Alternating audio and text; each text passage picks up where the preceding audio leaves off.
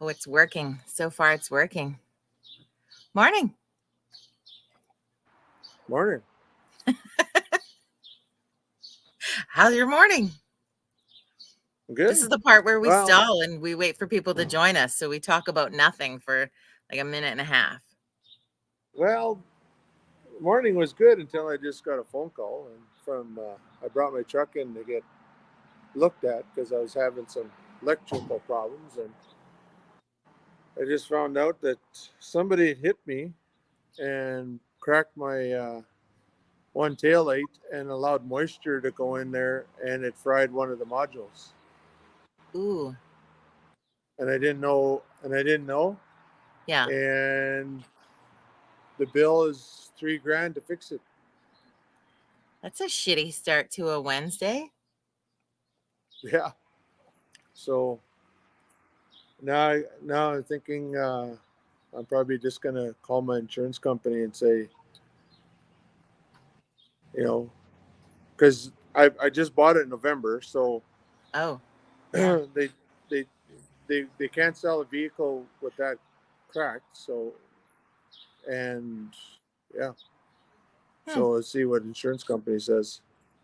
I can still drive and use it. I just can't roll down the front windows for some reason. So and I can't The control the hottest heat or month of can't the control. summer. Yeah. Yeah, I can't control.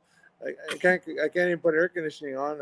But last night I drove to Edmonton and had the heat blowing at my feet for 4 hours. And the windows, and the back windows and the Yeah. sunroof open, and I had every window open except for the windows I couldn't open, and I was still cooking. Yeah.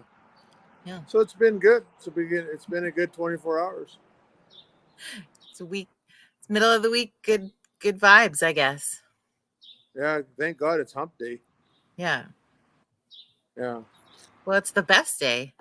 Sue's here. Good morning. Thank you, Sue. Cheryl's here. Good morning. Thank you, Cheryl. So like you get to be on birthday show. Oh, It's kind of a big deal. well, happy birthday. Thank you. And I feel really like booking you today was because you look a little similar to somebody I like to drink of it up in the morning. So welcome to the show. Yeah, I guess I could have put my cowboy hat and kind of bought some aviator glasses, and I would have been Well, pretty close, yeah, I guess. that would have been a nicer birthday surprise, but whatever. We're happy to have you. Thank you, Daryl. Good morning. It was good to see you last night. So welcome to Virtual Coffee Club. Friends, this is Winston Delorme, who I'm excited to have on the show and hang out with us today, and appreciate, even though you're having like the worst morning, you still came on Coffee Club. So thank you. Life's too short. So I think you have a couple of interesting jobs that I want to talk about first off. One, you are the First Nations officer for Alberta Emergency Management. That's kind of crazy. What do you do with that? Well, there's four of us. There's four First Nation field officers. I cover Northeast Alberta, so basically all the First Nations that are located in RMWB, which is the rural municipality Wood Buffalo, and also I work with Big Stone and Cree Nation and Sawridge First Nation. So and basically what we do is we uh, we do a lot of emergency management training, help communities, and I wouldn't say prepare, but just to help them with training, emergency management training. Um, you know, we, we hope that communities don't have to evacuate because of of an incident like a disaster. But we're there to support the communities. We're there to, be the go between them and the province and the feds, and support them as much as we can, and yeah, and help them build their emergency management plans. And so that's what we do with that job. Yeah. It's not How'd you get into that? Actually, my career started wildfire, so I was fighting wildfires, and about 6 years ago, my boss now, um, she invited me to a conference, First Nation Emergency Management Conference, and basically on the spot when I showed up, that she recruited me to come over to Alberta Emergency Management Yeah. Agency. Yeah, so that's how I got into this gig. And you're First Nations also, correct? No, no, Mm. Métis.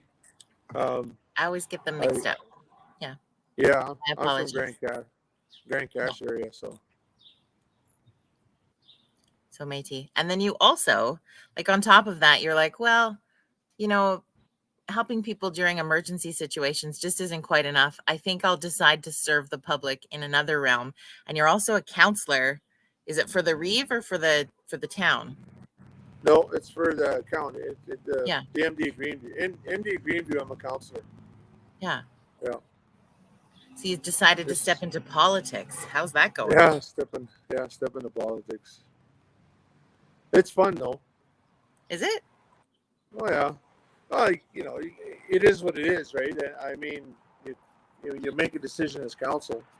You may not like the decision, but you have to live with it because that was the decision of council, and you just move forward. And there's some days you shake your head and go, "Why did I do this job?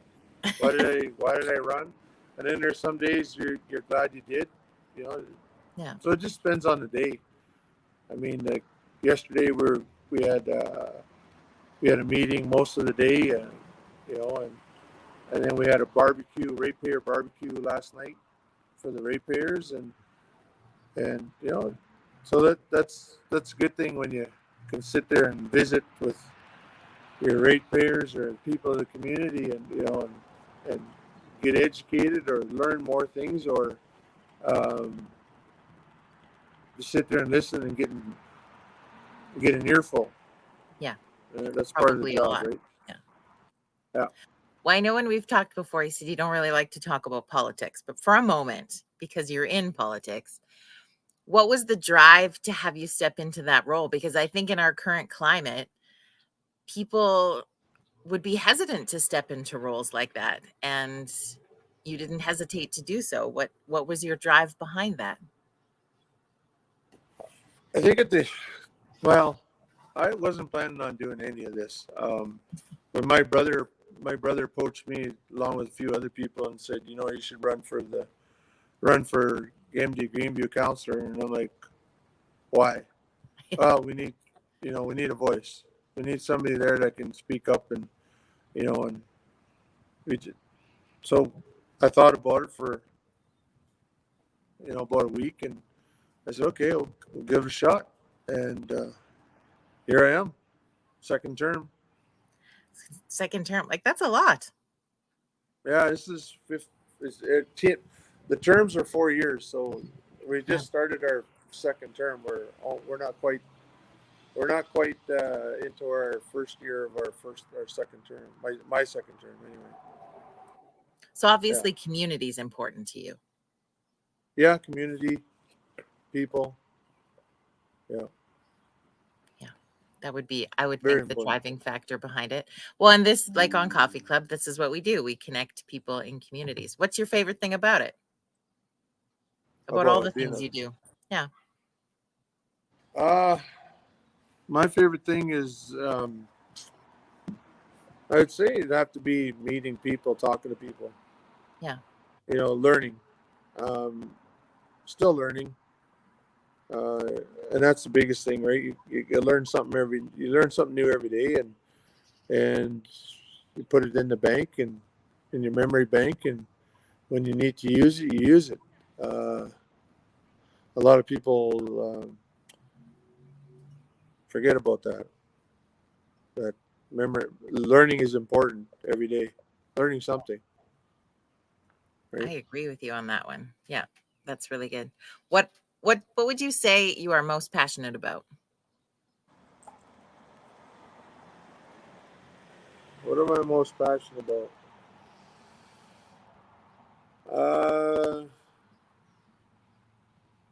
My kids. Yeah.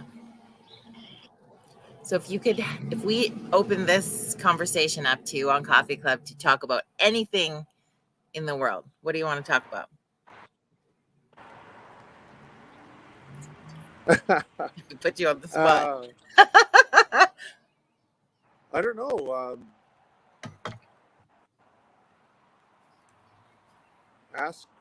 Ask who's on. See if anybody has an idea, and we'll talk about it. Give Winston a topic to talk about. Kelly, thank you Yeah, for the birthday wishes. Everybody just wants to talk about my birthday today. What do you want to talk about my birthday? Even though you don't know me?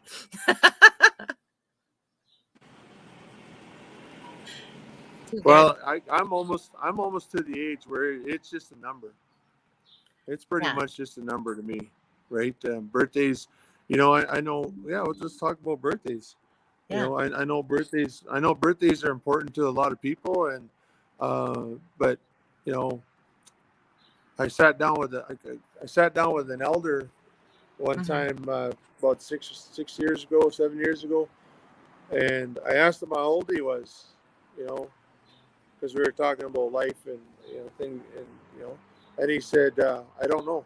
I don't know how old I am because I don't keep track. I said when I turned 50 years old, he said I could count it. And I said, well, how come you quit counting? He said, well, when you start counting your age and I'm 67, I'm 68, 69, you actually grow older the more you count, and you grow old quick because you're stressing about your age. So if you quit counting, he said, when you hit 50, quit counting. Yeah. And people ask you, how old are you?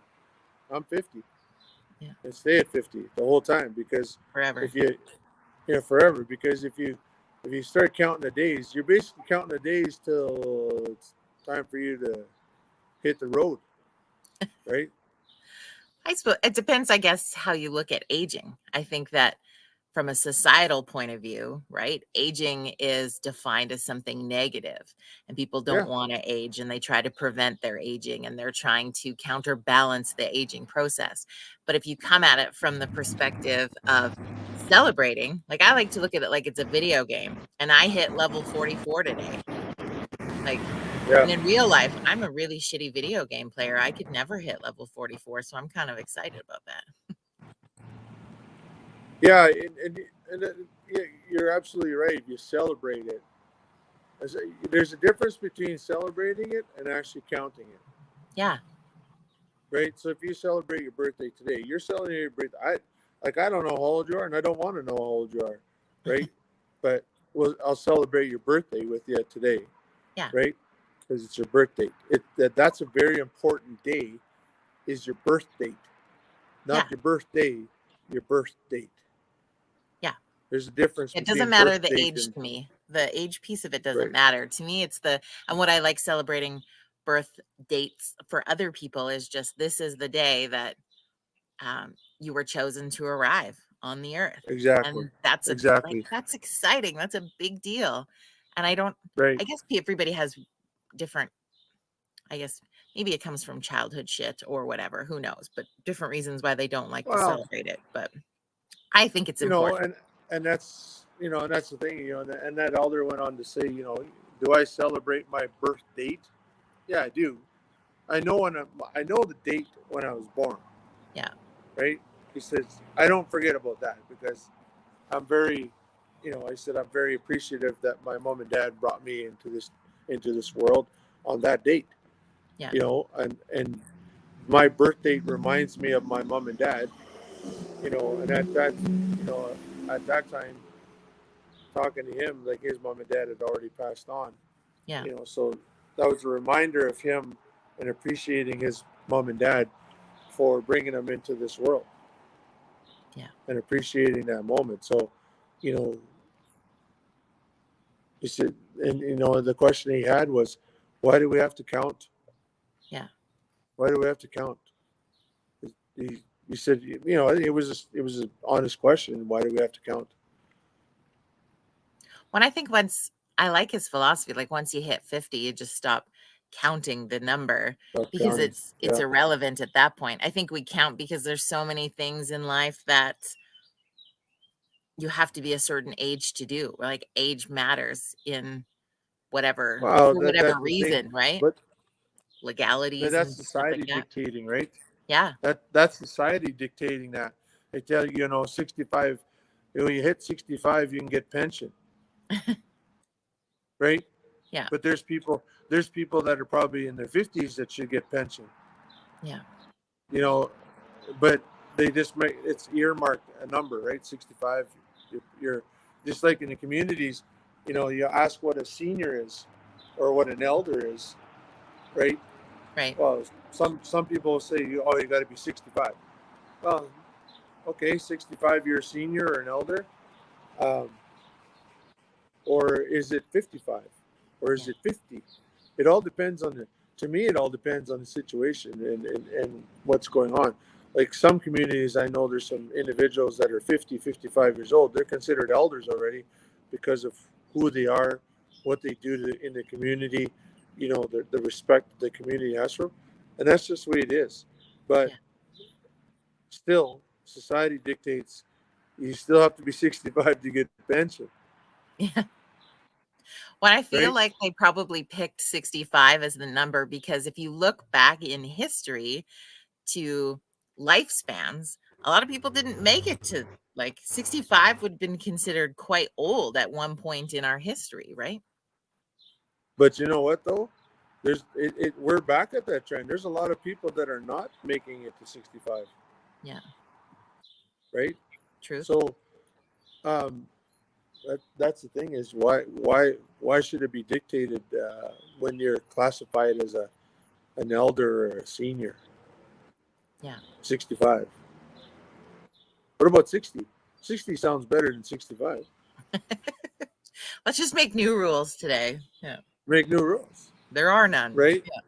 So, going back to the birth date. Yeah, it's important to have your birth date. Like mine's coming up next month, my birth date. Right? Yeah. And I'm one more year. I got one more year to go before I stop counting. Get that, right? Before I stop counting. And I'm not going to count. I don't even count now. Right? Yeah. Well, we'll have to have you People back on your birth date. Yeah. People keep asking me how old I am. Doesn't matter. Let the gray talk for itself. Let the gray, let my sophistication shine. Yeah. Yeah. What else is on your mind today? Heather says that she agrees with you. She says timelines are my nemesis. Yeah, timelines. The timelines are set. People set those timelines. Oh, we got to do this. You got to do that. This is the time we got to get it done. Well, if you think back to it when we're younger, right? There's so many timelines in life that, there's an expectation from society to be married by a certain time, have kids by a certain age or not, or right. There's so much pressure around a number. Yeah, a lot of it's all based on a number, right? You get your learners when you're 14, you get your drivers when you're 16. You can't get your class 1 until you're 18. You can't drink till you're 18 unless you're in a different province, then you have to be 19. You can't drink until you're 21 and go to the States.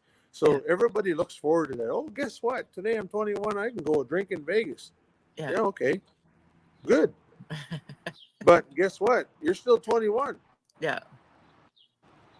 Drinking in Vegas ain't gonna make it. It's not gonna make a difference, right? Yeah. I remember when I was growing up, I couldn't wait to turn 18 because I was gonna drink when I was 18. I'm gonna be able to walk into a liquor store, buy my first bottle of beer, and away I go. Well, guess what? I got drunk when I was 16. Yeah. And I paid for it dearly. I mean, my dad made me cut wood all day long. 12 hours he made me cut wood, as a punishment. Yeah. Right? But nowadays, everything's dictated by numbers, Yeah. by the age. I remember, for whatever reason, my memory of my 18th birthday is I had my very first cup of coffee. I felt that it was an adulty thing to do to have a cup of coffee. Why? I have no idea. Like, I don't remember the parameters around it. I just remember I didn't have coffee till my 18th birthday. Yeah. Well, when I turned 18, I went to the bar and got right drunk, and I woke up next morning in the back of a pickup truck in the box, the pickup truck. You're like, Thank what God did it I was do at that for? Thank God it was in August, because I probably would have froze to death. It's a good thing you're a summer baby with those plans. Summer baby, right? So Yeah. that's the thing. And I woke up and I was like, where am I? I didn't even know where I was until they popped my head up. Oh, and everybody else is still partying. I'm the one passed out my birthday, and I'm the one passed out in the back of the truck. At least I was sleeping in the back of the truck, not on the ground, Yeah. getting eaten by ants and Ants or dog licking my something. face. Yeah, Right? no doubt. So it's just that the biggest thing is, like, everything is dictated by number. I like your philosophy. Another thing that's dictated in life, height. Like, height matters to people? Yeah, height matters to people. Or height matters for things? Like, say for example, you go on these dating sites or wherever you go. Right. People put those. Well, I'm looking for somebody between this age and this age. And it says in there, this age and this age. Okay, that's fine. But then next thing you know, you have to be taller than 5'5", or you have to be taller than 5'6", or you have to be taller than 6 feet. Right. So now they're narrowing down their net. What Their they're net looking is for. not this big. What they're looking for, their net is about this big. And guess what? A very small population fit in that net. Yeah. So but it's all about numbers. Yeah. When you fill out applications for a loan or some, things like that, they ask you how much money you make. Yeah. True. Right? Everything you fill out is a number. So your SIN number, how much money do you make? Do you make $50,000 or more, or 60 or 80 or 100 or 2? Oh. It must have passed the time limit. There you are. Put another quarter in. Was calling me. Oh. Somebody was calling me wanting to find out numbers. Yeah. Probably. They haunt our world. Yeah. Oh, it's crazy. Yeah. Well, I appreciate, speaking of numbers, we try to stick to a parameter of timeline in people having a coffee break with us. And so we've hit that timeline. But I've appreciated chatting with you today. Yeah, for sure. I was like, did you freeze? And I like your philosophy. I think this is a good one. We're just going to stop counting. Just celebrating, no counting. Just the birth date. That's all it is. Not a birthday, it's a birth date. Okay. I like it. Well, thank you for joining us on birth date and having coffee with us this morning. It's been awesome to get to know you more. Yes, for sure. You have some good philosophies. I think you'll be a character we have back on the show, hey? Yeah, anytime. All right. Just let me know. Beautiful. Winston, have an amazing day. Yeah. Thank you for coffee. Okay, everybody, thank you for the birthday wishes. We'll send you a big cheers.